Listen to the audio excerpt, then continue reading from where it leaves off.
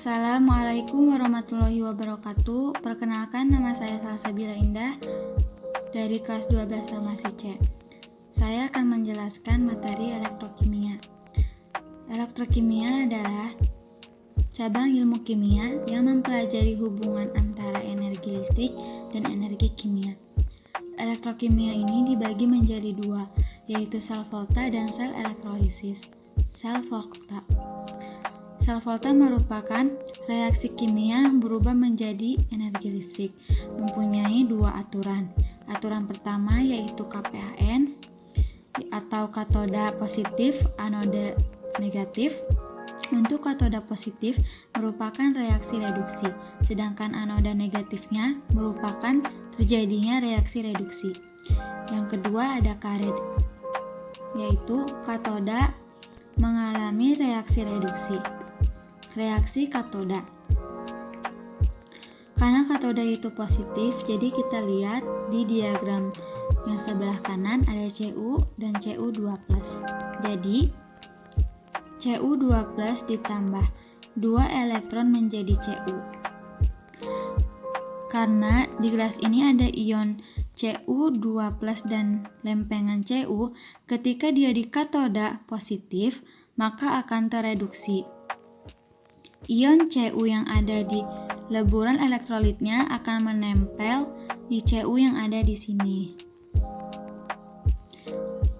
Reaksi anoda, karena anoda itu negatif dan oksidasi, jadi Zn teroksidasi 2+ ditambah 2 elektron. Hasil jumlah dari reaksi selnya yaitu Cu2+ ditambah Zn menjadi Cu ditambah Zn2+. Elektronnya mengalir dari Zn ke Cu sehingga membentuk energi listrik. Notasi sel. Di sebelah kiri sini ada oksidasi dan di sebelah kanan ada reduksi. Ini yang dua ke atas merupakan jembatan garamnya. Agar lebih gampang lagi dalam mengisinya, kita namai saja kiri, kanan, kiri, kanan. Untuk kanan oksidasi, kita lihat di reaksi sel. Kanan oksidasi itu ada Zn2+. Zn2+ pindahkan ke sini. Untuk di sebelah kiri reduksi, di reaksi selnya ada Cu2+, pindahkan ke sini. Kanan reduksi sebelah sini ada Cu, pindahkan ke sini. Dan untuk sebelah kiri oksidasi ada Zn, pindahkan ke sini.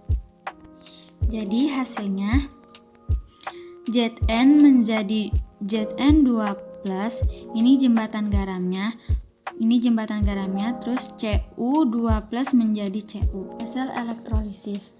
Sel elektrolisis ini merupakan energi listrik yang berubah menjadi kimia. Katoda dan anodanya berbeda dengan sel volta, karena katoda sel elektrolisis ini negatif dan anodanya positif. Elektrolisis merupakan reaksi yang tidak spontan. Di dalam wadah ini ada katoda dan anoda, dihubungkan dengan suatu tegangan sumber arus listrik. Elektronnya itu mengalir dari kutub negatif ke kutub positif. Di sini ada larutan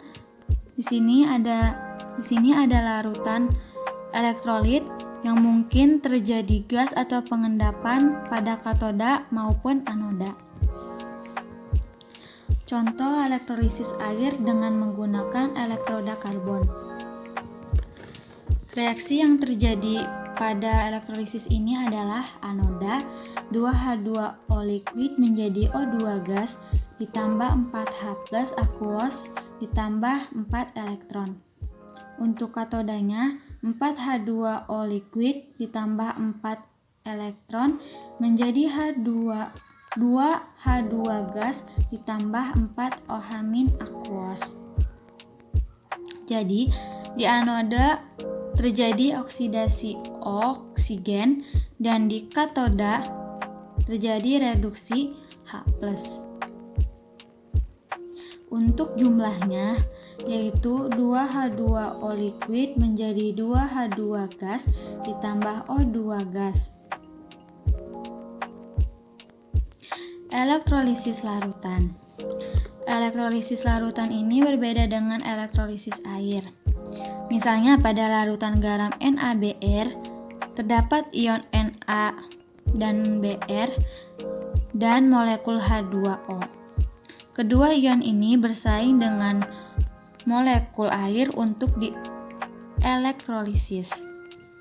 Di katoda akan terjadi persaingan antara katoda H2O dan Na+ dengan anoda H2O dengan Br-.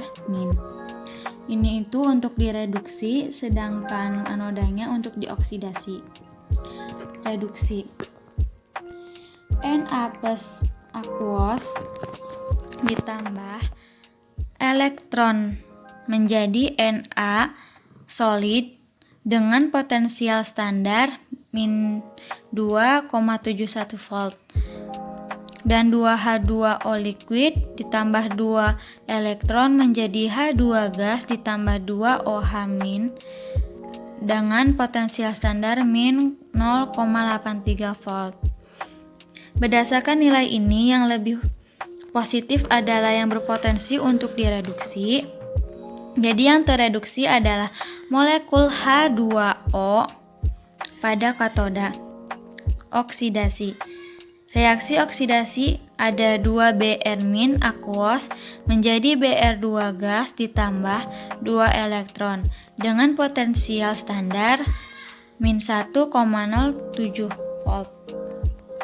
2H2 dan ada 2H2O liquid menjadi O2 gas ditambah 4H+ ditambah 4 elektron dengan potensial standarnya min 1,23 volt.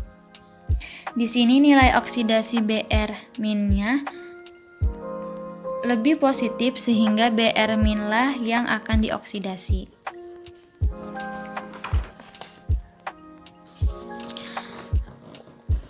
Jadi, reaksi yang terjadi pada elektrolisis adalah katoda 2H2O gas ditambah 2 elektron menjadi H2 gas ditambah 2 OH aquos dan anoda 2 Br aquos menjadi Br2 gas ditambah 2 elektron sehingga nilai keseluruhannya yaitu 2H2O gas ditambah 2 Br- aquos menjadi H2 gas ditambah 2 OH- aquos ditambah Br2 gas. Hukum Faraday ini digunakan untuk menghitung berapa banyak suatu zat yang mengendap di dalam elektrolisis dan berapa banyak arus listrik dan waktu yang dibutuhkan untuk melakukan elektrolisis dapat dihitung dengan menggunakan hukum Faraday. Hukum 1. M sama dengan E kali I kali T dibagi 96.500, F I kali T dibagi 96.500, E R dibagi jumlah elektron. M massa hasil elektrolisis, I kuat arus listrik, T waktu elektrolisis, F jumlah listrik Faraday sama dengan mol elektron, dan E merupakan berat ekuivalennya. Untuk hukum 2 ada M1 dibagi M2 sama dengan E1 dibagi E2. Hukum 2 ini digunakan untuk elektrolisis yang disusun secara seri. Sekian penjelasan dari saya. Mohon maaf bila ada yang salah. Tutup wabillahi taufiq wal hidayah. Wassalamualaikum warahmatullahi wabarakatuh. Terima kasih.